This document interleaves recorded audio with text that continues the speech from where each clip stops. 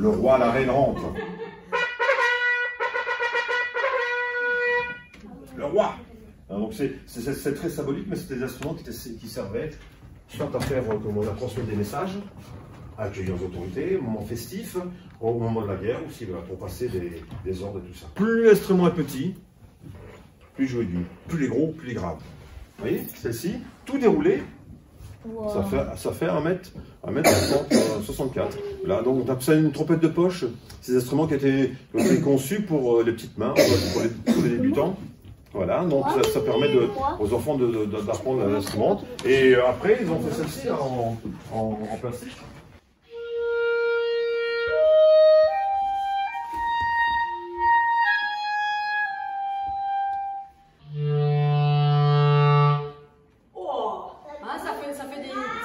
C'est grave, ça c'est le plus grave. On en fait un aigu. Ouais. Moyen aigu, hein, moyen, pas trop. Ça va les oreilles?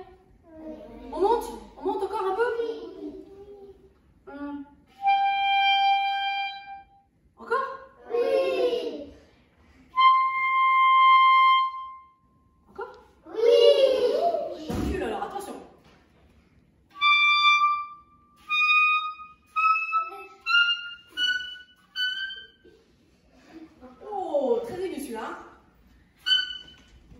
Oui, et c'est un son, c'est pas une fausse note. Donc avec cet instrument-là, on peut aller du grave à l'aigu.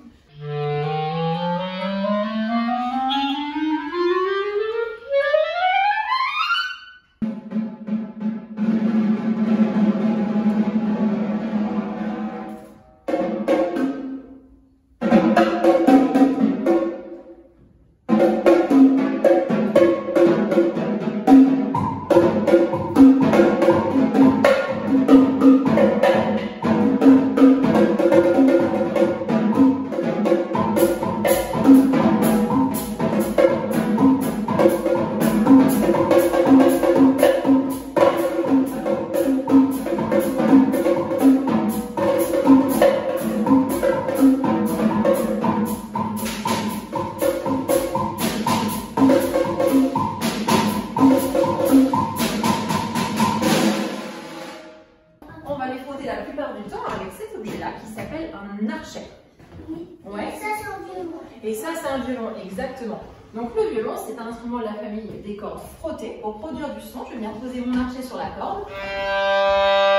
Et là, je tiens du son. Ouais, voilà, ça fait un petit peu mal aux oreilles. Non. Non, ça va? Tout le monde n'est pas de cet avis-là. Le système, c'est un système français. Surtout le piston de trompette du monde, c'est un système français. Voilà. Donc ça met beaucoup de temps. Donc vous avez différentes trompettes, vous voyez, comme celle-ci, c'est une trompette en si bémol. Parce que plus elle est longue au niveau des coulisses, plus elle joue grave. Regardez celle-ci, c'est toujours une trompette. Parce qu'en fin de compte, c'est un petit peu la reine des cuivres, la trompette. Quand on pense au cuivre, on pense dessus de trompette. Mais il y a tellement d'autres instruments qui ne sont plus ou moins connus. Voyez, regardez la différence. Donc je mets les pistons sur ce piston. Regardez la coulisse, la grande coulisse, comme elle est plus courte.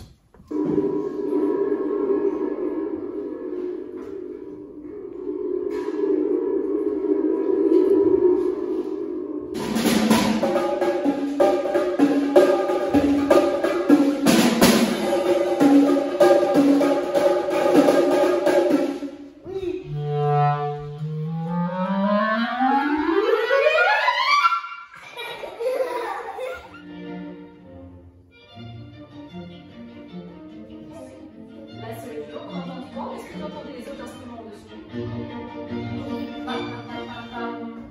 Voilà. Chose, on va venir avec le doigt, attraper la corde, la pincer pour la mettre en résonance et faire du son.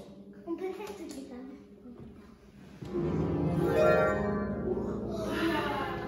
Do, ré, mi, fa, sol, la, si, do, si, la, sol, fa, mi, ré, do. Il y a des positions. Il y a 7 positions pour être bonne. Donc, l'apprentissage, c'est ça. Et puis, une fois que vous avez acquis vos positions précises, vous pouvez jouer. Voilà. Donc, c'est vous qui déplacez la. Au lieu d'appuyer sur un piston, le piston lui envoie l'air dans les coulisses qui agrandit l'instrument. C'est vous qui agrandissez l'instrument avec votre coulisse. Et n'oubliez pas que le nom ancien, c'était sac-bout. Sac-bout. Tiens! Ça fait quand même un petit poids. C'est comme les oiseaux, c'est un bébé.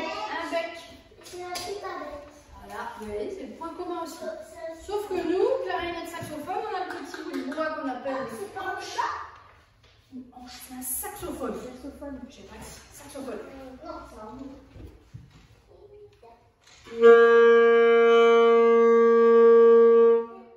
Encore un bateau. Oh.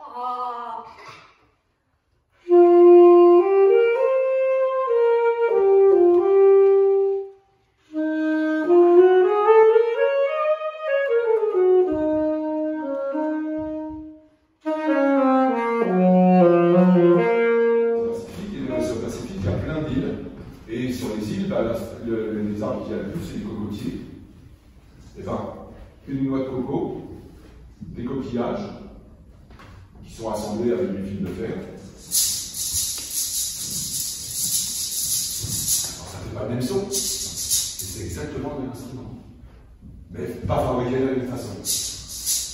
En fin de compte, les instruments à percussion, la plupart du temps, c'est du bricolage.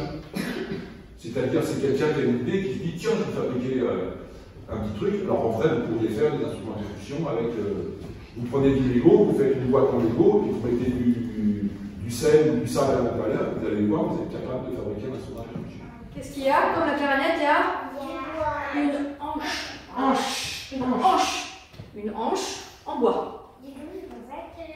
Du coup, c'est pour ça. Bien sûr, on appelle ça un instrument de la famille des bois. T'as tout compris. Sinon, C'est comme les colliers, c'est quand on danse.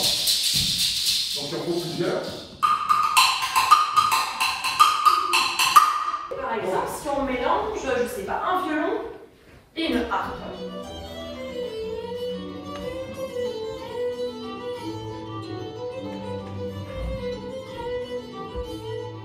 Exactement, c'est de la musique irlandaise. Mélancolique, ça. Ah bah non, c'est plutôt de la musique joyeuse, de la musique pour faire danser. On parle de quatuor. Quatuor, ça veut dire qu'on va avoir 4 musiciens à jouer ensemble. Là, je vais vous faire écouter un extrait d'un morceau où on a 2 violons, un alto et un violoncelle. Je fais le soutien.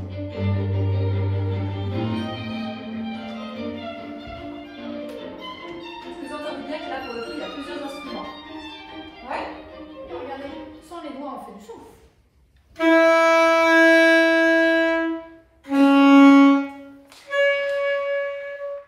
On va moins haut avec cet instrument-là qu'avec celui-là. Si vous voulez aller des sons plus aigus, il faut raccourcir. Il faut prendre un saxophone soprano. Donc n'oubliez pas que l'instrument, plus il est petit, plus je joue aigu, plus il est grand, plus je joue grave. Et ce qui relie toute cette famille d'instruments, c'est l'embouchure. Mais j'en sais des choses, dis donc.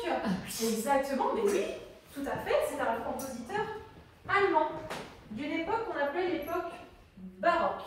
Et lui, il est né il y a très longtemps, en 1680.